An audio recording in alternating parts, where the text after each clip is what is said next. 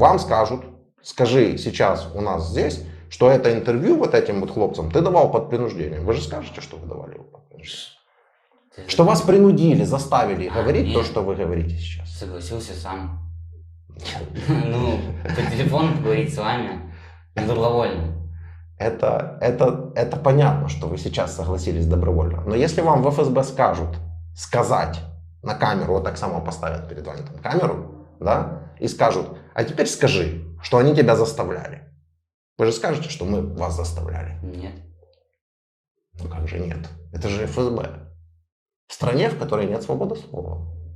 Вам будут угрожать, что вас посадят. И вы скажете, что вы давали это интервью под принуждением? Даже не знаю, что ответить. Ну вот, что ответить. Логические цепочки простые. Нас заставляли, как бы, ну, говорить на камеру заставляли, много чего грубо говоря, нож даже под автоматами. Вы понимаете, что мы гражданские журналисты, вот это все никак нет, это нас... Конечно, понимаю. С нами можно просто побеседовать, и это делается под записи для публикации. Понятно. Понятно? Да. Все.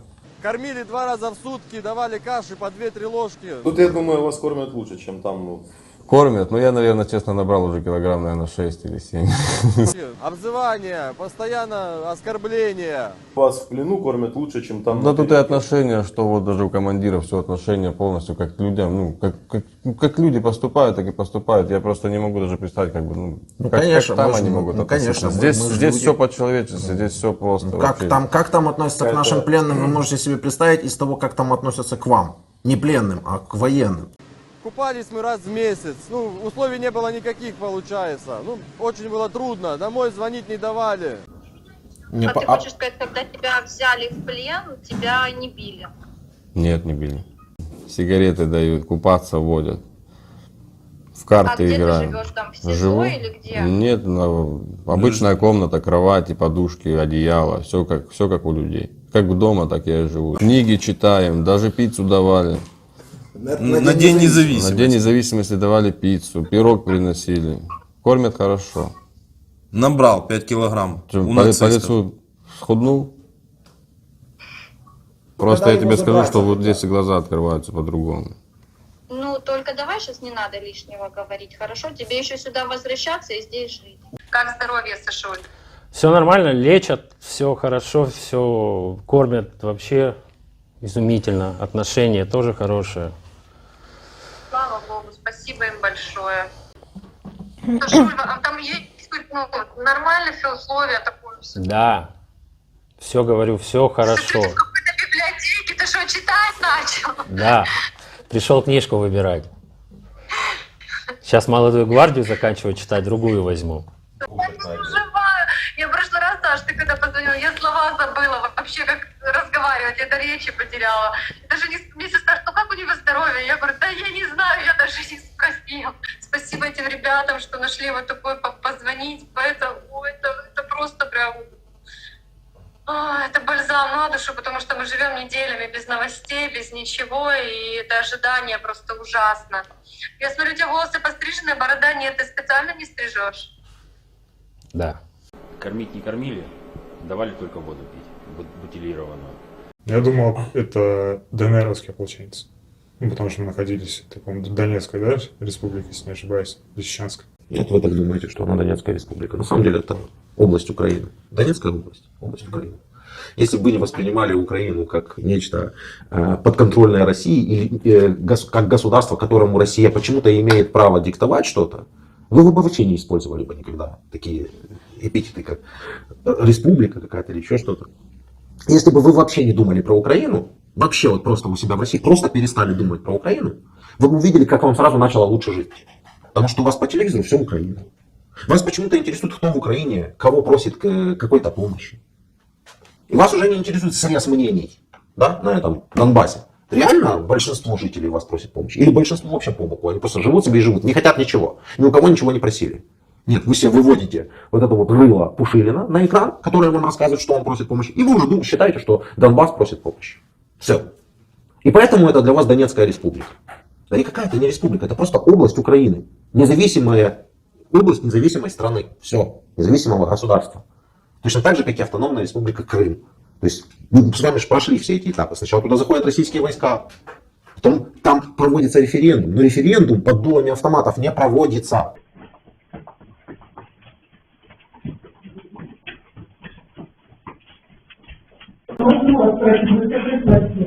Я тут не живу. Точно?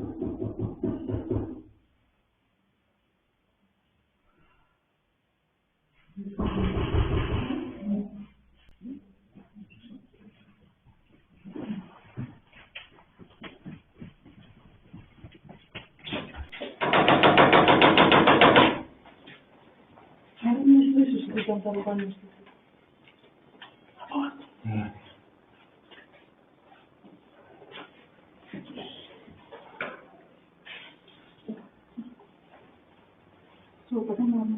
Последний потом на 10. Последнее? Потом да, потом двое на 10. Да, 8 включая вода. А, для этого окна? Нет, 8-10. А все, не смотри, пожалуйста. Заходи. Не буду, честно, не смотри.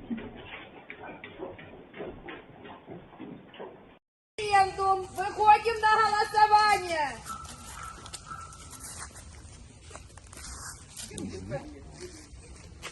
Референдум! Не выходит? Да вот видите, как просто вчера было уже. Вот, женщина. Вы проголосовали вчера, да? А, уже сегодня? Ну, девочки, хотя видите, нам поотдавали. Это невозможно, это не референдум. Это, я не знаю, спектакль можно назвать, постановка можно назвать, как угодно. Референдум — это свободное волеизъявление народа. Оно под дулами автоматов не бывает, понимаете? Или в России так не мыслят, там обязательно все под дулами автоматов должно быть. У нас таких ситуаций не было. Я не могу. А откуда же у вас будут такие ситуации, если у вас свободы слова нет вообще в принципе? Или есть? Меня никто не ущемлял за то, что я думаю. А что вы думали или что вы делали, за что вас можно ущемлять? Ну, меня не устраивало управление со стороны военных, скажем, структур. Так. Ну, между командирами своими я мог высказать, и мне за это не выговор, никто не посадит. Ну, вы имеете в виду локально, на своем уровне? Нет, именно сверху. Именно от самой Москвы. И что вы, это как-то изменило что-то ваше высказывание? Нет. Оно куда-то дошло? Нет. Я могу выражаться, и все, меня за это никто не садит. Я не выхожу там с митингами, еще куда-то там на камеру. Я понял, если вы сейчас зайдете вот сюда вот куда-нибудь там в душевую комнату там, или там в ванную комнату, поговорите.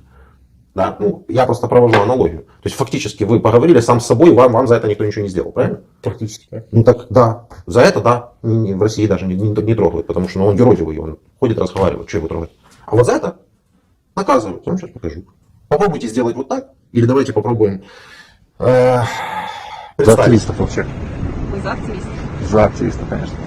Я просто хотела спросить, как вы думаете, если здесь просто сказать 2 слова, меня за это сейчас арестуют или нет? Вас уже задерживают.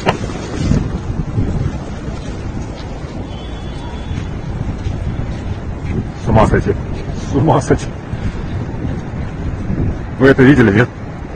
Вы снимаете только оппозиционеров, да? Всех снимаем. Всех снимаем. Снимаете. Ну, а вот у кого есть другое мнение, вы тоже их снимаете? Конечно, всех снимаем. Ну, а тех, кто, например, не выходит на митинги и кто считает, что военная операция, которую развернула наша страна, их снимать? Да. Все мнения показаны. Ну, вот я тоже хочу высказать об своем мнении. Скажите. Меня устраивает? Это шок-контент. Человек пришел сказать, что ее устраивает. Видимо, Владимир Владимирович в том числе и все остальное. Но она и не постояла нескольких секунд. Так, кто-то парень идет на рожон. Вышел с пустой бумажкой.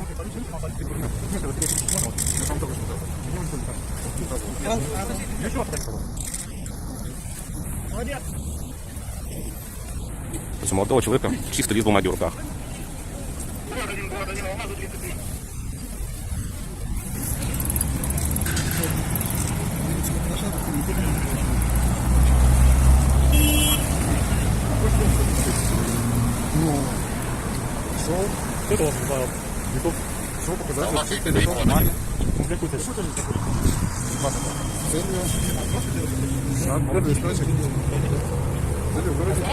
Я вас уведомляю о том, что соответствует постановлению губернатора Новосибирской области номер 72-Б от 18 марта 2020 года, также постановлению губернатора Новосибирской области от 9 февраля 2022 года номер 40-П публичные мероприятия, любые публичные мероприятия на территории Новосибирской области, в том числе одиночные курсирования, которые, так понимаю, вы сейчас совершаете, запрещены. При непрекращении ваших противоправных действий вы будете подвергнуты административному наказанию, предусмотренному статьей 20.6.1. Требую немедленно прекратить ваши противоправные действия. Повторяю, требую прекратить ваши противоправные действия.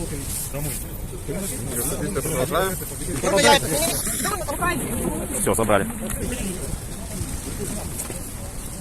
Вот такие действия полиции, если человек выходит даже с пустой чистой бумажкой, с чистым листом, без всяких лозунгов. Он нарушил закон, я видел это видео. Он вышел одиночный пикет и несанкционированно. Они запрещены у нас законом. А вы считаете это нормальный закон? Что нельзя человеку выйти просто с пустым листочком бумаги? Ну, пустой. Ну, это акция чего-то. Чего просто это вышел акция? продемонстрировать что-то, не знаю, показать что-то. Что он вышел показать? Он стоит с пустым листочком. Но он же пошел, ну, стоит и стоит. Да, именно. Стоит и стоит. Демонстрируя что-то. Что? Пустой листочек? Ну, вызывает к себе какое-то внимание. И что дальше? Ну, это значит одиночный пикет. Ну, так это нормально, это нормальный закон, что человеку нельзя выходить, просто демонстрировать к себе внимание, как вы говорите. Показывает пустой листик. То есть это правильно, так и надо жить? Его, не знаю, мне все равно просто. Меня это не касается. Вам все равно, что я вам говорю, свободы слова нет в вашей стране вообще. И как только ты выходишь за рамки разговора у себя на кухне или в ванной, это я понимаю, да, это не совсем то, что должно было быть в демократической стране. По сути, демократия это и есть власть народа и свобода слова, но ее как бы таковой, она ущемляется. Это право ущемляется в нашей стране властями. это хорошо, что мы дошли до этого момента, только я уже не помню, почему я об этом спросил, в общем, проблема. Потому что, ну, как бы, чаек вас... Сейчас, секунду. Вы меняете свое мнение по ходу беседы. Мне вот интересно, это вы под нас подстраиваетесь или это вы действительно у себя что-то в голове задумываетесь? Потому что практически, там, когда говорили про Крым, вы начали с этого... Вот, я говорю про референдум под дулом автоматов быть не может. Или вы привыкли к тому, что у вас все под дулом. Вы говорите, нет, у нас свобода слова. Я вам показываю, у нас нет свободы слова. Так как, есть она или нет? Нет, для меня свобода слова поговорить просто с кем-то. Я же не буду выходить на митинг, мне это не интересно. На кухне, в туалете, в выключенном свете. Нет, примерно. Свобода слова это совсем... Ну, если вы не понимаете, что такое свобода слова, то, наверное, про это нет смысла говорить.